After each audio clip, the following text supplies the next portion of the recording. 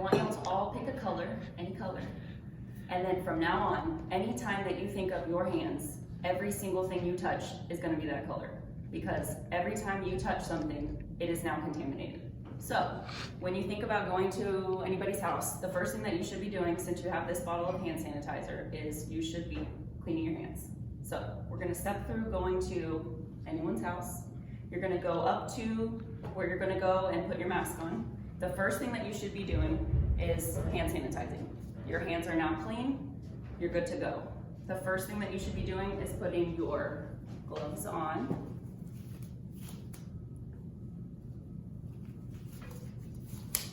You're good to go here.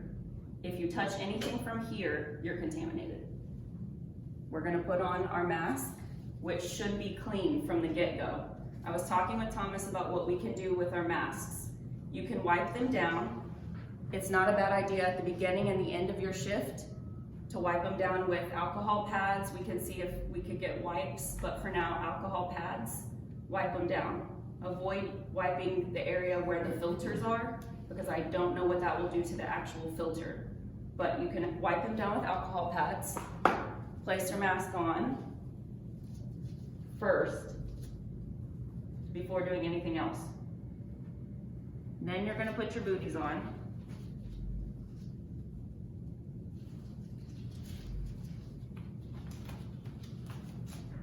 And both booties, okay?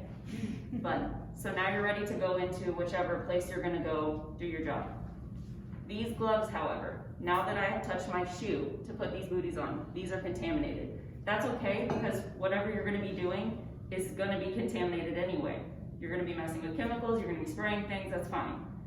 However, if I'm in the middle of doing something and I get a text message or I get a phone call and I now touch this phone and I'm gonna answer my phone call, this phone is now whatever color you just picked. So if my color was red, this phone's red. Just remember that, because a lot of people aren't thinking about things like that. If I grab those keys at the end of the day, if I grab those keys to walk back to the truck and I still have these gloves on, these keys are now contaminated. These are things that a lot of people aren't thinking about. And it's normal because we're going through the rhythm of our day. We're not thinking about things like that. That's okay. But I want you to think about that color that you chose. Those keys are that color. That's okay. Just wipe them down with an alcohol pad. So whenever you're getting done at your job, we were talking about the best process of taking things off. Your shoes are the most contaminated thing because you're walking around. This virus is droplet. It doesn't suspend in the air, but it falls to the ground. So whenever you're coming back from your job, take those booties off, take the gloves off, hand sanitize. Take your mask off, hand sanitize. Now you're good, you can do whatever you need to do. I understand it's adding in extra steps for y'all, and I get that as a nurse, for me, that's just basic practice. That's what I'm used to. I'm used to washing my hands a million times a day. I get that it's adding in extra stuff for y'all, and it's gonna slow down things. But with the way things are going right now, we're gonna have to slow down a little bit. You're gonna have to take those extra steps. I understand also though that I'm not doing what y'all are doing. I don't know your practices. Does this work for your practice? Is that a practice that works for y'all when y'all are coming and going into a situation? Are there other things I'm not considering in the process? Yeah, I think that would work. I don't see any problem with what you just did. Like I said, it is an extra step or two, but It's a safety. I mean, yeah, it's nothing that we can't do. Is there a circumstance where we ever touch a customer's credit card? Yeah. Okay, I noticed when I went to get my blood work done in Oak Bend and they took my medical card, the lady cleaned it with hand sanitizer before she handed it back to me, and she had gloves on. So you want to talk about the things we touch that a customer might hand you? I mean, if you want a good idea, I mean, I always have alcohol swabs in my pocket for a situation like that. It's not a bad idea for y'all to have alcohol swabs with you in that kind of situation, because you really have to assume anything you're coming into contact with.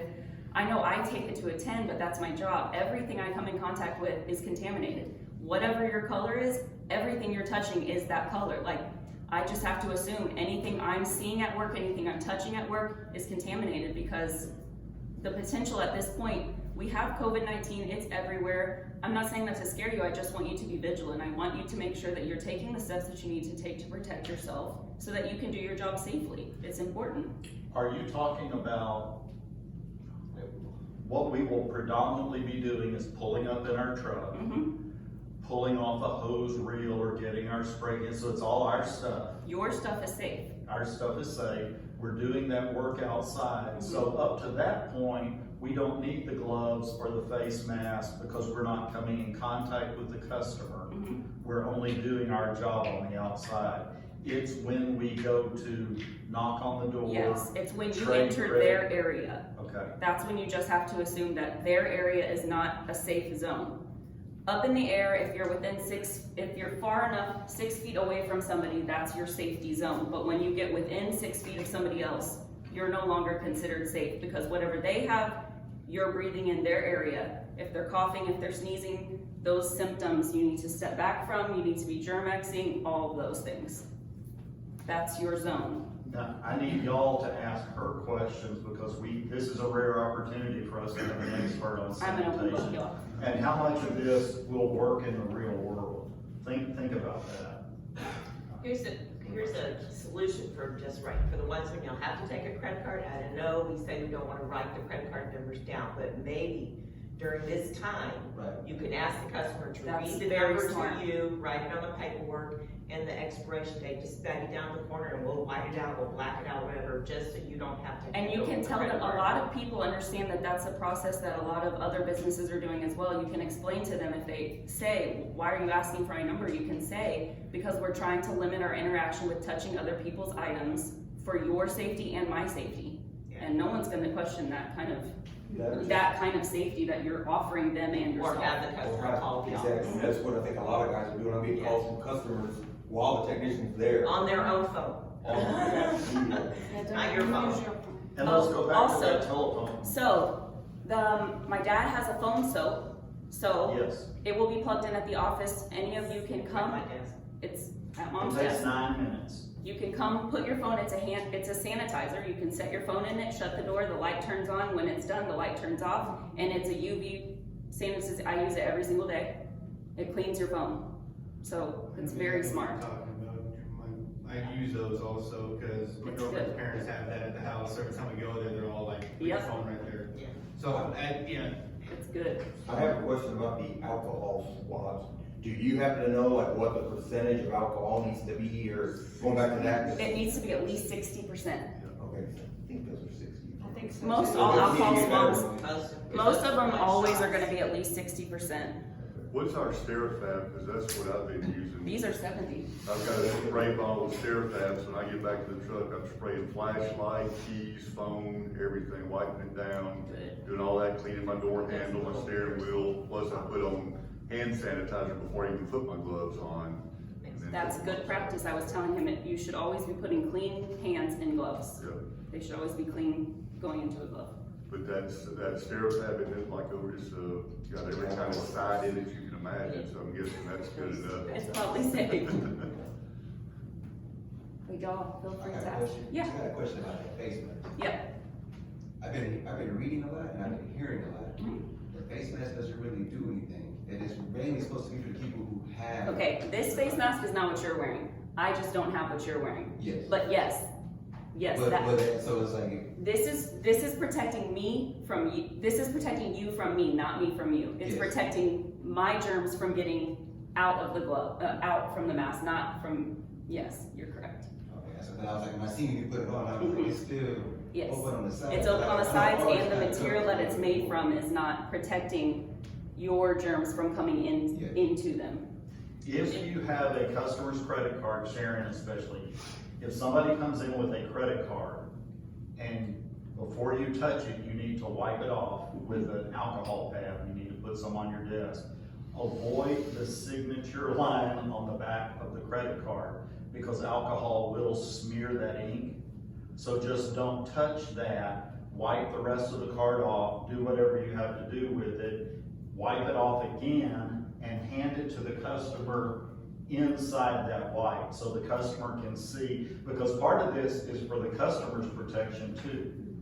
we wanna make sure that customer feels comfortable taking that credit card back. So when you wipe it off to give it back to the customer, don't touch it, hold it in the alcohol pad and hand it back to the customer so they can see that you're making the effort to protect them, because that's just as important, because we want them to know Gillum Pest Control is taking their care for them as well as for us. So this will mostly be sharing. So we need to just make sure before you touch a credit card, because, and money, oh my gosh, money is filthy. Yes, that's the one that scares me. Hand And it's- sanitizers. and it's you absorbent, can because I don't know if you know that dollars are made out of Before you cotton. take any cash, if you wanted to put gloves on, that's what a lot of people are doing. Well, the think, guys bring the cash in and basically after I touch it, I go wash my hands. Smart. I mean, Yeah. cause But cash contains a lot of germs, y'all. Just normal. why don't we Just this give, time of year. why don't we hand everybody a little stack of envelopes? they have Maybe access to them right Business there. size envelopes, take Put your those cash with in you. there. And if a customer wants to pay you in cash, open the envelope, tell them that you do not touch cash. Open the envelope, let them put it inside and close the envelope without ever touching the cash. Because when the cash comes into the office, Sharon can take special precautions about how she touches the cash. But if you touch it, be sure you have your gloves on. The other thing I was gonna mention, Jen, is I've noticed at the doctor's office, the way they take the gloves off Oh, seems to okay. be a procedure. So Yeah. could you kind of walk Yeah. through the appropriate way to take gloves off so you don't just contaminate your hands with your gloves? Okay, so when you have a pair of gloves on, you're gonna pick whichever hand you're gonna use to be your dominant hand. You're gonna start from the outside, never touching your wrist, because that seems to be a big problem, and you're gonna pull out, and then you're gonna touch this part only, trying your best to get the inside of the glove, not the outside, and then pull off. So you're never really touching all the contaminated parts, and then like I said, immediately germexing. You're just, try to, like I said, picture that color, and touching that color as little as possible, but you just have to know that anything that you've touched is contaminated. So I know I say contaminated, but like from a nurse's perspective, everything I've touched does, in my mind, have COVID-19 on it. So I'm worried about protecting everybody. So I'm always thinking about that consciously while I'm removing my gloves, and I'm not moving through it too quickly. Just take your time doing everything. Like I said, this is gonna add time to your process, but that's okay. Like, we're gonna take the time to do the correct steps. Do you wanna give them the recipe for your Oh, homemade? Since It's, that's so hard how to many find. parts? 2 parts alcohol? 2 parts alcohol and then 1 part aloe. And the alcohol that you use needs to be at least 91% alcohol. And we got that recipe directly from the CDC. So is that like just buying bottled alcohol? Ideally you want rubbing alcohol, but Yeah. if you can't find that, you can find yourself a liquor store. That's amazing. Yeah, that's that Everclear. That's Everclear. That's Everclear. Don't drink it, okay? But and then you can also add thyme, rosemary, clove. Just for scent. No, those have antibacterial properties. Y'all's have peppermint. But those are good recipes that you can follow, because hand sanitizer right now is Scarce. it's not a thing. So is it hard to get the aloe? Depending on where you go. We found some last night though.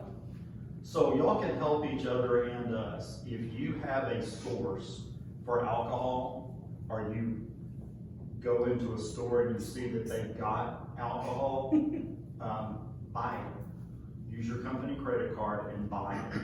If you walk into a store and they have hand sanitizer, Buy it. buy as much as they will let you have and bring it back here to the office and share it with each other, because we're all in this together. So let's start. We don't want to hoard, because that's what's created the toilet paper shortage in this country. And so you need enough stuff to protect us, but since we're out in the public and we're doing things, I think we need to start accumulating some of these products. So if you see some of these things, pick up the phone and call Sharon and say, hey, I'm at a store and they have 3 large containers of hand sanitizer. Should I go ahead and buy it? The answer is going to be yes. Go ahead and buy it, because we can refill these little bottles with the giant bottle of hand sanitizer if you could find it. So when you find these products, if you go somewhere and you see aloe, it would probably be a good idea to go ahead and buy it, and then we can use it to make more of this hand sanitizer. Because that little bottle is not gonna last you till the end of this problem. We've got weeks ahead of us. And so we're gonna have to keep making, we're gonna Yeah, have so to. don't throw it away when it's empty, bring it Yes, back, bring it I'll get back. with Cody, I still then have help me make some more. quite a few of the ones that I brought, the hand sanitizers that I brought, I have quite a few of those left. We bought a big box at the medical supply store across from Greatwood, right near where Gander Mountain used to be. And we bought a big box and immediately just started giving it out to family members. So don't throw any of these bottles here, away. so yeah. If y'all need something, let me know. Even if it's the little bottle of hand sanitizer that you usually could get at the store on a Yeah. keychain, bring that back, because I think we can refill those. I think that You plastic can. top. I saw people actually